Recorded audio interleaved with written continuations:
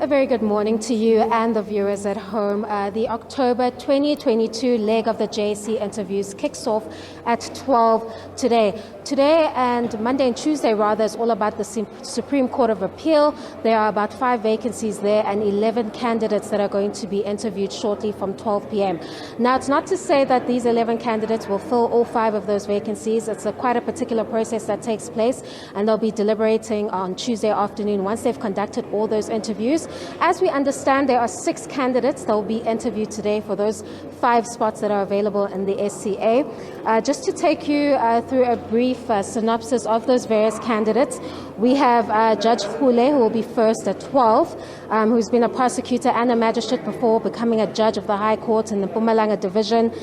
In a profile by Judges Matter, a notable judgment by Judge Khule is the appeal by a temporary teacher who appealed a conviction for having penetrative sex with a learner who was under the age of 16. The grounds of the temporary teacher at the time was that the learner had misled him about her age. Judge Khule refused that appeal, finding that among other things, the exploitation of emotionally immature children, as well as the risks of STDs, are a serious concern within our society. We can then expect Judge Goosen, who was appointed in his long list or resume of his work. He was previously appointed as a National Director of the Investigation Unit of the TRC Commission in 1996, and he served in that post for 2 years. He's hailed as someone who is dedicated to fighting injustice, and this is demonstrated through various judgments that he has penned in the Eastern Cape.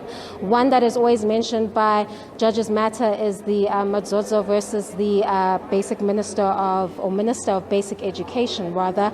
The case dealt with, he found that the Department of Education's failure to provide school furniture to rural schools in the Transkei was a violation of a learner's right to basic education.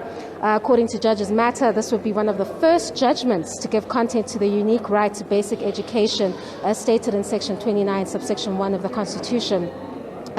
We also have Judge Kuhn, who's another candidate that will be interviewed today. He has previously acted at the Supreme Court of Appeal on 4 terms. During those stints, Kuhn wrote the majority in Maphanga and another versus Minister of Police, which dealt with ministers' liability for damages related to the appellant's detention in terms of various court orders. There's also Judge Makawula, who previously started as a clerk, then he moved to a court interpreter in the mid-80s before he had worked his way up to become a prosecutor, then a magistrate, now a judge. You also may remember him from the highly publicized Omatosa trial. Of course, there's also Judge Mayer, a judge of the High Court since 2007. He's also acted for the Supreme Court of Appeal on several occasions. You may remember him from the 2018 Democratic Alliance case, where they sought to review and set aside decisions by the presidency and the state attorney's office for private representation paid for with taxpayers' money for former President Jacob Zuma's criminal cases. There's also Judge Molefe, who was elevated to the bench in 2013 after 25 years of experience in commercial law practice.